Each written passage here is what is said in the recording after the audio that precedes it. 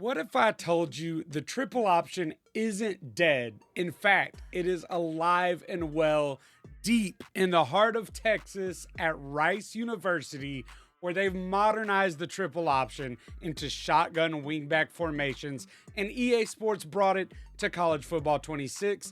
So let's figure out how to run it and how to recruit for it in your dynasty so you can run this offense too. All right, welcome back, y'all. This time we are going over the Rice playbook. This is for Dynasty, but I hopped over into Ultimate Team just to show you my depth chart here, just because I like the way that it looks. It shows you everybody. So the first thing that you need to know for this Rice wingback modern wishbone triple option offense is how to set up your depth chart. So we'll go into player archetypes in a little bit, but the first thing you need to know is that your primary running back will be your RB1. This is going to be more of a power back, and then you probably want the same kind of running back at least at RB2. This is going to be the one that lines up in the backfield.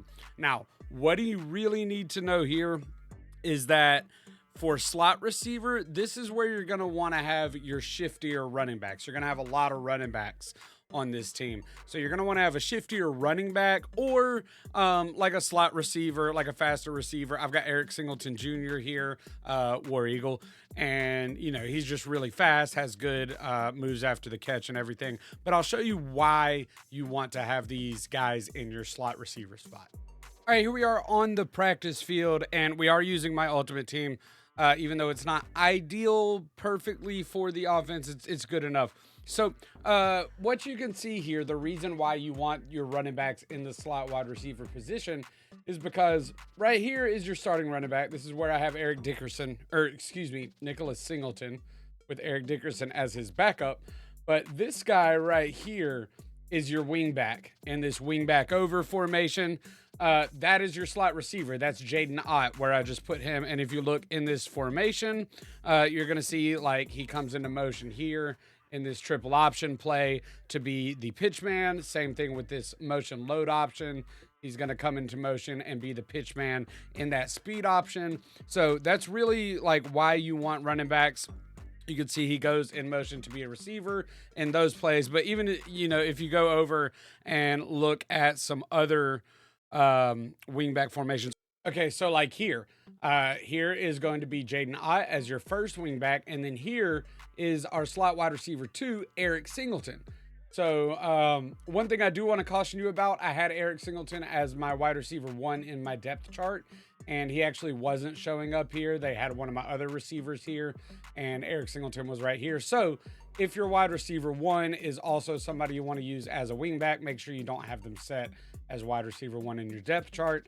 But that's why you want to have your running backs or your shifty receivers in these formations, or in your slot receiver in your depth chart, because in these formations, that's where they're going to show up.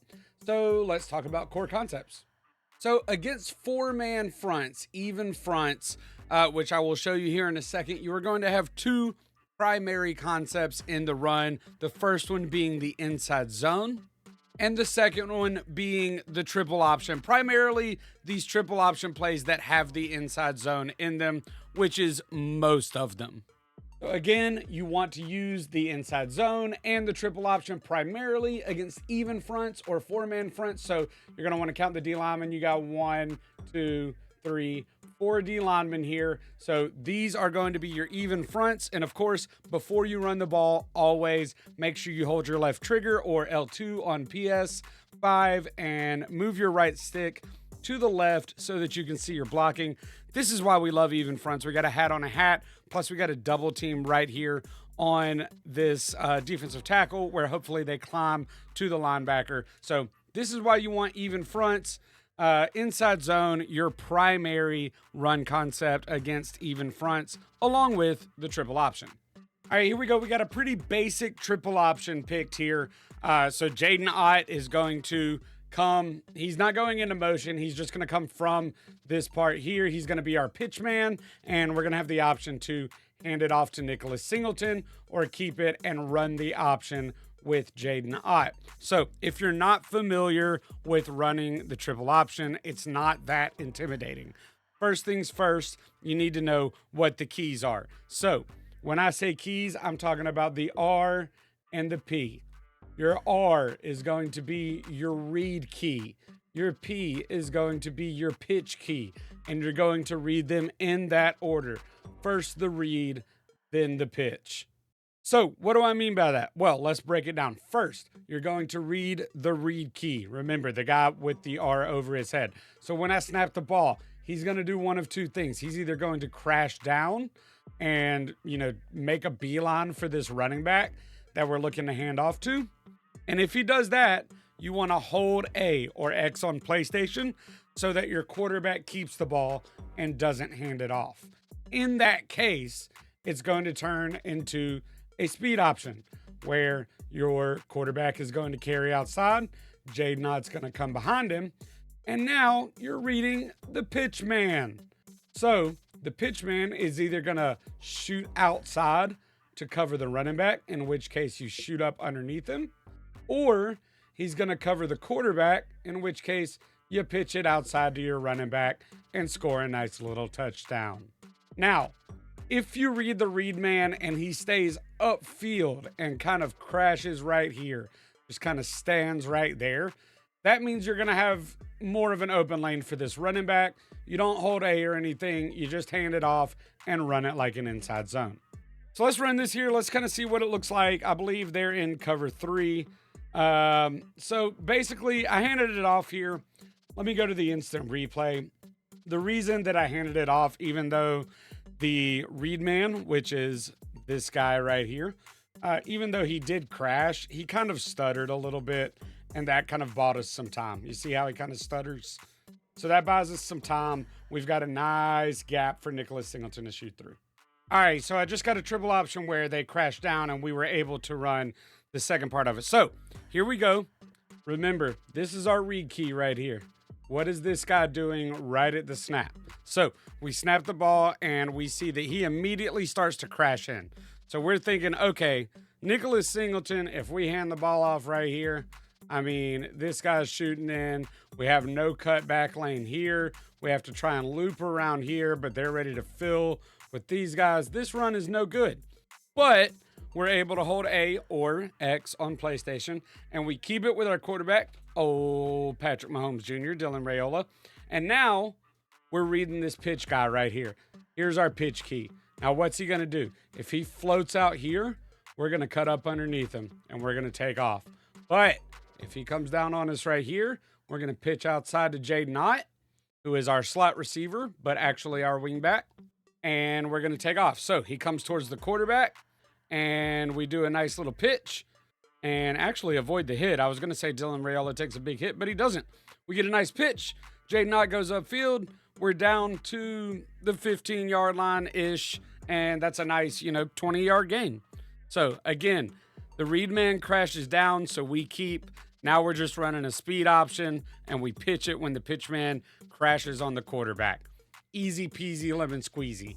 Now, the next core concept of this offense is the RPO. You've got 21 RPO plays in this playbook.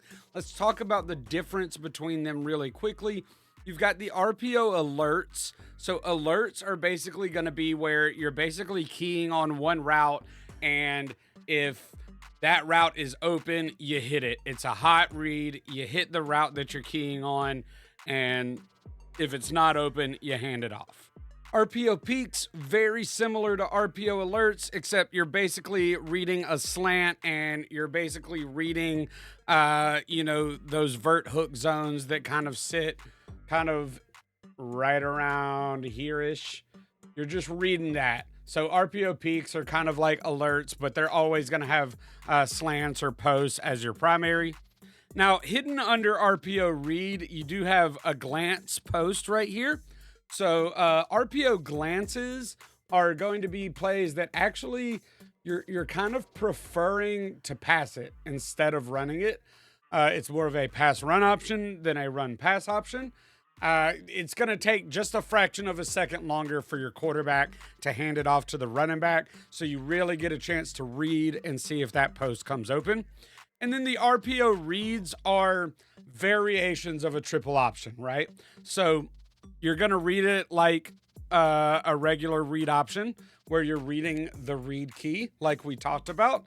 And then instead of having a pitch man, you have a screen or a tight end flat or something to that effect as your third option. So here, let me show it to you. So we're just going to line up here. We've got this RPO read wide receiver screen here. So same kind of concept. We've got a read man. We've got a pitch man. We're going to read the read man just like a read option. If he crashes down, we keep it. If he stays upfield here, then we hand it off. But we're also looking at this pitch man, and instead of looking like normal, like reading if he's coming down and then deciding to pitch, what we're really looking at is he floating over to cover this screen, or is he staying inside to support the run? If he stays inside to support the run, then we can fire it out for the screen.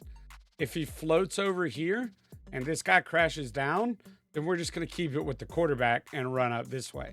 All right, let's put it in motion and see what it looks like. All right, we can see our read and pitch keys. He does crash down, and the pitch man goes over to cover the screen. So we're able to keep it with Dylan Raiola, and that is an easy touchdown. Let me go into the instant replay really quickly and just break it down. So the read man here is David Bailey. He is going to, when we snap it, he crashes down. So we're going to keep it with Raiola. Now we have a screen man right here and Eric Singleton, but our pitch man here floated over to cover him. So instead of throwing it, we just kept it with Raiola and shot underneath everything and got us a nice easy touchdown. So we finally got one where our read man, number 31, here is going to crash down, but also our pitch man is going to crash down towards the run. So it leaves this screen wide open. So this is your other option here. Here I kept it, but with the pitch man crashing down, I have no chance of running. So we throw the screen out here. It's nice and open. If Vernon Davis was able to hold that block, we probably would have had a touchdown or at least a first down. All right, while you'll lean on RPOs primarily for your short passing game, you are going to have some times where you're going to need a medium or even deep passing game. So what are the core passing concepts? First, let's talk about the smash concept. You've got a ton of it in this playbook. Now, what is a smash concept? When you're running a smash play, you're going to have a receiver, typically a slot receiver or tight end, though not always, but typically a slot receiver or tight end running a corner route or maybe a slot fade route to put stress on the safeties to try and drag them outside, or if they don't go outside, to get open for a huge play. So you can see that concept throughout these plays. Sometimes it's not a corner, sometimes it's an out route. Like in this escape play here, you can see this tight end is running an out route instead of a corner. But in general, it's going to be the same. You can see these smashes everywhere, corner routes, slot fades here.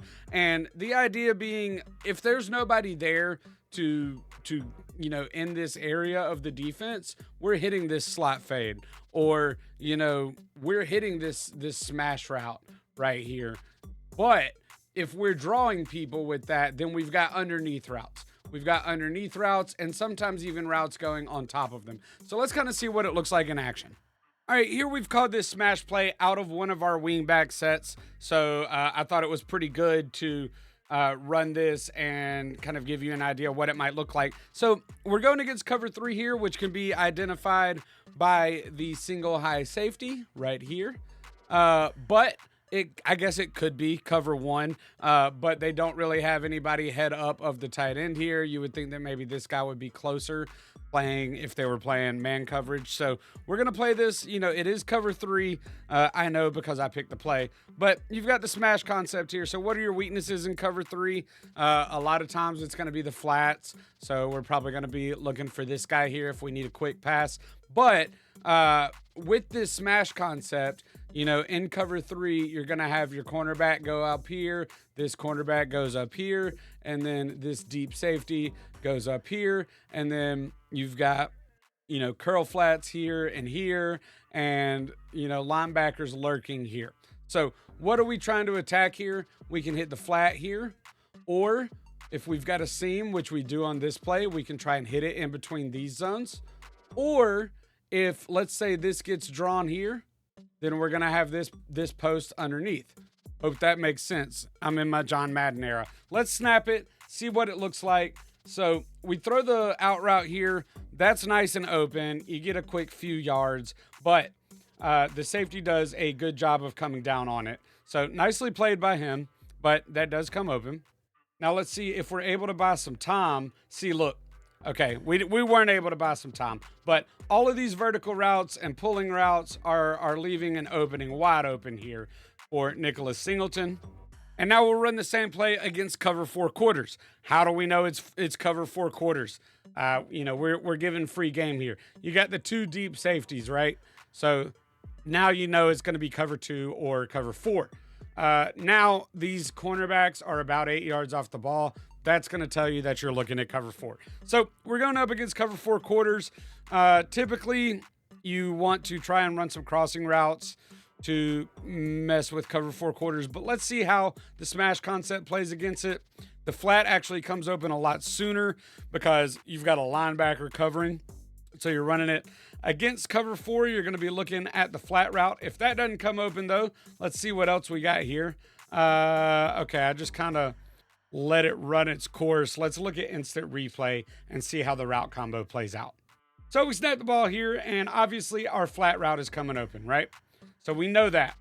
We've got deep quarters here in cover 4 and a little bit underneath. So typically I would be looking for an underneath route. We don't really have it here. Honestly, we had the time. We can try and fit this post route behind, kind of throw it right here to this area and hit that. Or we have our dump out to our tight end, or we've got our running back coming out of the backfield again, wide open. So this running back out of the backfield is coming open against most coverages. Now, against cover 2, probably not. But cover 2 is really what a smash kind of thrives on. Here, we'll try and fit that post so that post is able to find its way behind the middle defender, and it's kind of one-on-one against the safety. So if you got a tight end who can win against that safety, you got it. Mine can't hold on to a football. And then if you run this against cover 2, obviously we're going to have, in cover 2, this guy is in a cloud flat. Hold on, let me zoom out. This guy's going to be in a cloud flat. This guy in the cloud flat. You're going to have your 2 safeties doing your deep zones. You'll have a linebacker do the middle read. And then you've got these 2 guys playing your vert hooks right here. So you really want to attack the weaknesses in cover 2. And what do you know? This smash right here should attack it. Yes, there we go. We're able to drop that one right into Eric Singleton. Let's look at the replay here. So these DBs, they're going to be in a soft squat or like a cloud flat. So they're not necessarily playing a hard flat. They're going to drift back a little bit. But this this curl route or hitch by Nick Anderson is going to keep that soft squat or that cloud flat down. And Eric Singleton, we are able to dump it right in there in the weakness, the softness of the zone. Now, that's not the only weakness in cover 2 for this smash concept. This linebacker here, who is a beast, but is still a linebacker, is counted on to drop deep and cover this middle part of the field because this safety is going to go here and this safety is going to go here. So we know we've got this tight end running a post here and also the running back coming out. So hopefully this running back kind of occupies this guy and we're able to sneak behind that, kind of like in cover 4. Let's kind of see if that route combo plays out like that. So Singleton goes up. And again, like I said, he is not open in cover 2. This running back is going to be open in cover 3 and cover 4, but in cover 2, he is not open. So he's going to run up here. And yeah, I mean, the post cuts before. Honestly, it plays out a little bit different than I thought. It looks like probably the post is going to cut underneath the mid read. So let's take a look at it and see if it plays out like that. It's a nice short post. Yeah, you throw it nice and underneath the mid read there. They leave a nice soft spot. I guess if you really wanted to, you could stem it up and try to get behind that guy. But honestly, I think this linebacker's faster than the tight end. So that would be useless. But if you had a faster tight end than linebacker, maybe that would work out. However, I have shown you how to use this play against 3 super popular coverages. All right, the next key pass concept you're going to see is the flood concept.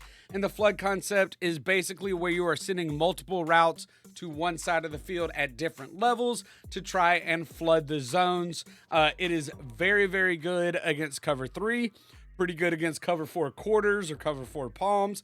You can see all of these plays have some form of flood to them. Let's just, let's look at maybe, we'll look at a super popular one, Y Sail out of gun doubles. And let's just look right here against cover 3 sky, because like I said, this is very good against cover 3. Why is it good against cover 3? Well, we'll show you again. So in cover 3, this cornerback is going to drop deep. This guy is going to play a seam flat or a curl flat. And because he's playing that, when we send this here, he's going to have to choose between shooting, covering this flat defender here or this corner route here. And whichever one he chooses will go the other way. If he tries to play the difference, that's okay. We can just hit whichever one we think is the most open. So we'll snap the ball, take a look at it. He goes deep to cover Vernon Davis. So we've got Singleton wide open. Nice little 5-yard gain. Super easy. We'll take another look at it here. He's going to go deep again to cover that curl route. So easy peasy, lemon squeezy. Now, what's happening on the backside here, just in case something happens and all of this is, covered and out, what's happening here is just a simple replace. This guy is going to run a hitch to try and bring this defender down and occupy him.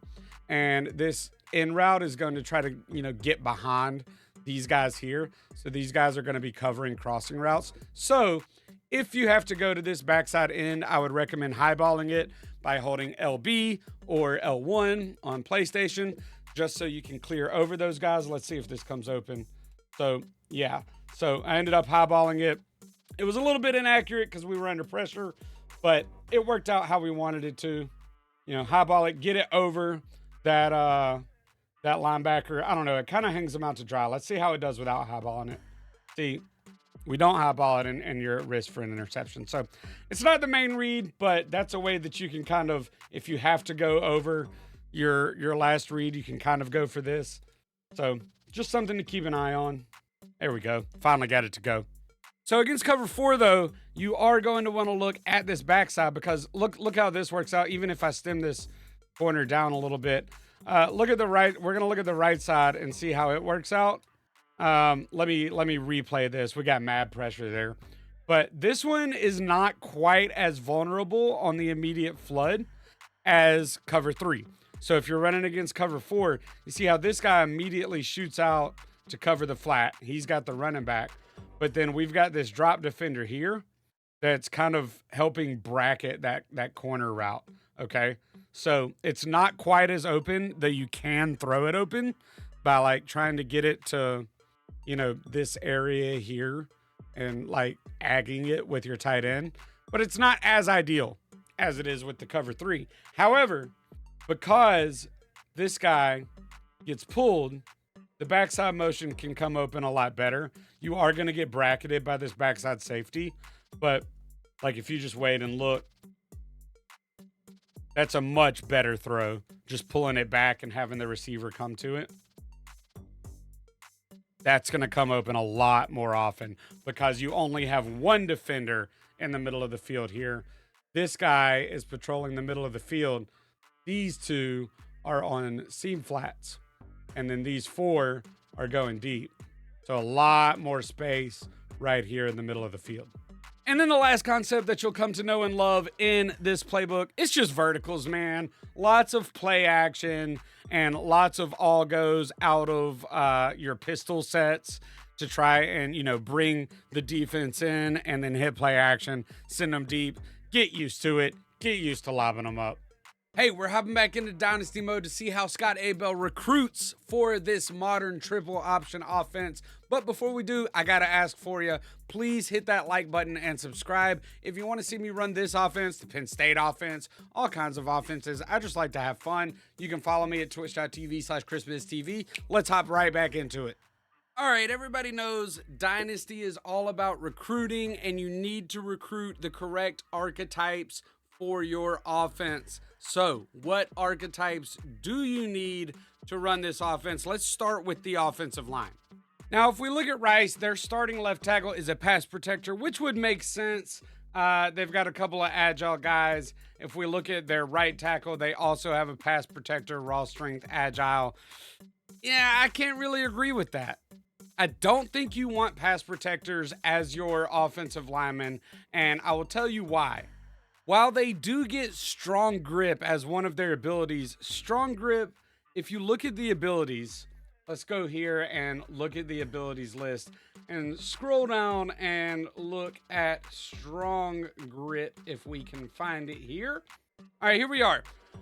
Strong grip. So it only helps on run and pass plays when you get it to gold. So when you're building your team, it's going to help a little bit on run plays, but not as much on pass plays.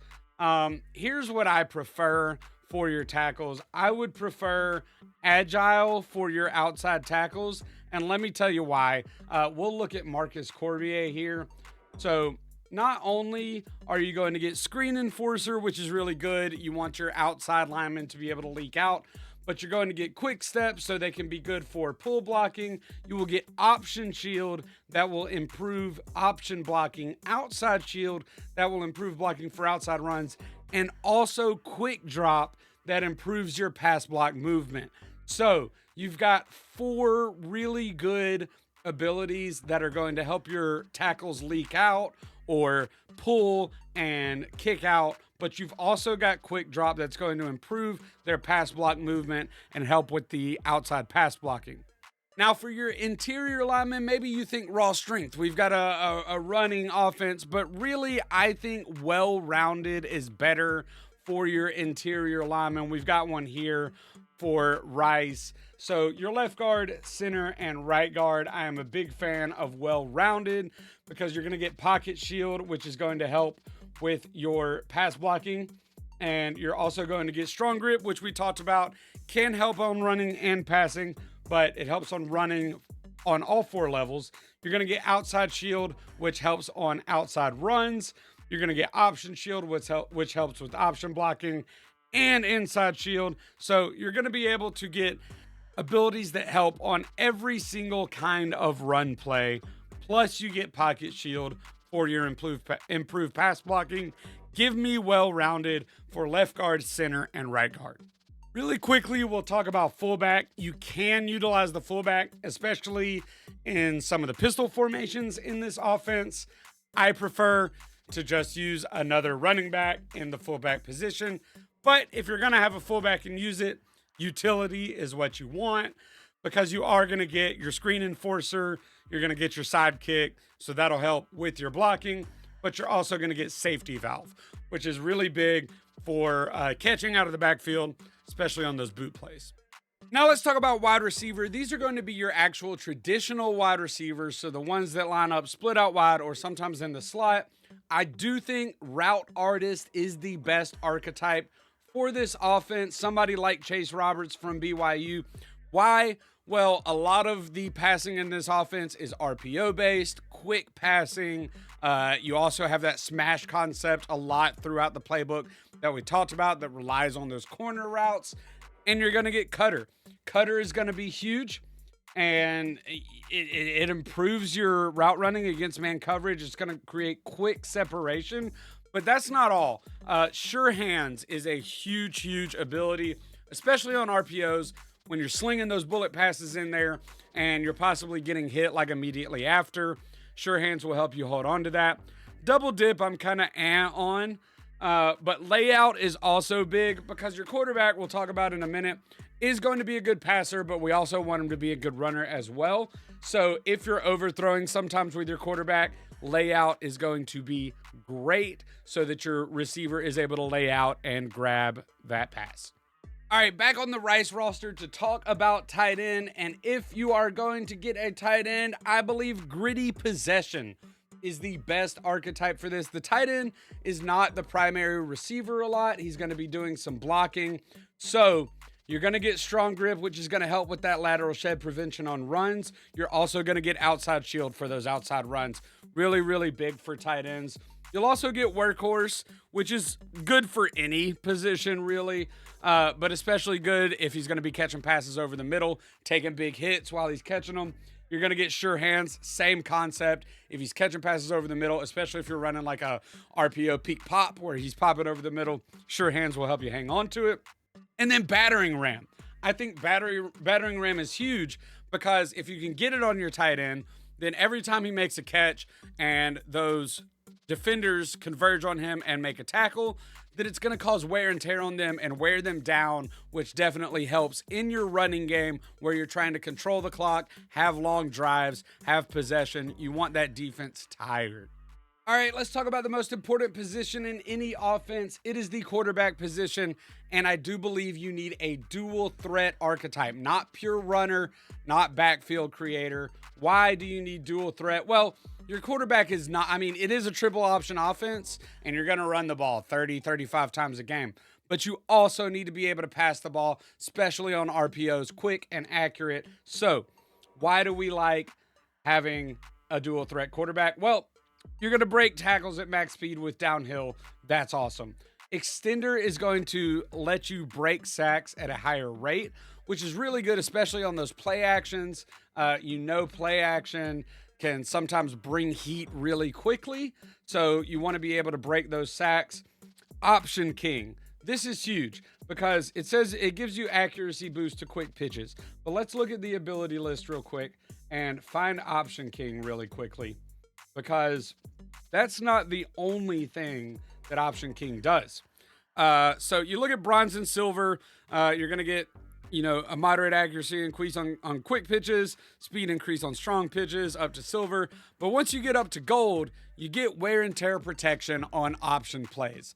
And that is huge because if you're going to be running the ball with your quarterback, even when he doesn't take the final tackle, when he pitches it, he's going to take a hit a lot. So you need that wear and tear protection on option plays.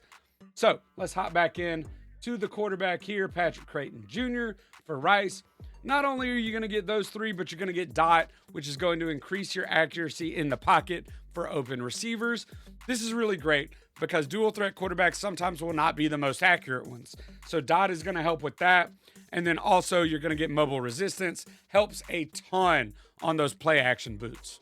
All right, let's talk about the running back position. First, your primary running backs. These are the ones that you're going to be listing at RB1, RB2, and probably even RB3 on your depth chart. Might even list one at fullback. You're going to want an elusive bruiser. Why do we want an elusive bruiser? Well, he's a pure runner. You want somebody who is physical, but can also bounce it outside. He is a pure running back. He gets shifty, which is going to improve his change of direction, moving at high speeds. You're going to get improved truck moves from head first. You're going to get improved juke moves from sidestep. You're going to get improved break tackles from downhill, and armbar is going to improve your stiff arms. This is the key ball carrier in your offense. Elusive bruiser is the archetype that you need. However, we talked about this earlier. We need to discuss your wing backs. These are the running backs that you're going to list at slot wide receiver in your depth chart position because they are going to be your wing backs in these gun formations. So what do you need? You need an east-west playmaker. These are guys that can get outside. They're going to be going in motion, be your pitch man, taking jet sweeps. Why do we need an east-west playmaker? They're going to get shifty, which, as we talked about, better at changing direction. But they also get sidestep and 360 They're going to get armbar, and recoup is going to give you improved fatigue recovery. So you've got all of the moves to help you get outside. Shifty, changing direction. Sidestep gives you the jukes. 360 gives you the spin moves, armbar, so you can stiff arm on the perimeter. And then once you break those big runs with them, it will not take them long to get back on the field. Now, if you don't have enough East-West playmakers at running back, you can also use a wide receiver in that slot wide receiver, that wingback position. And if you do, I recommend the Speedster Archetype.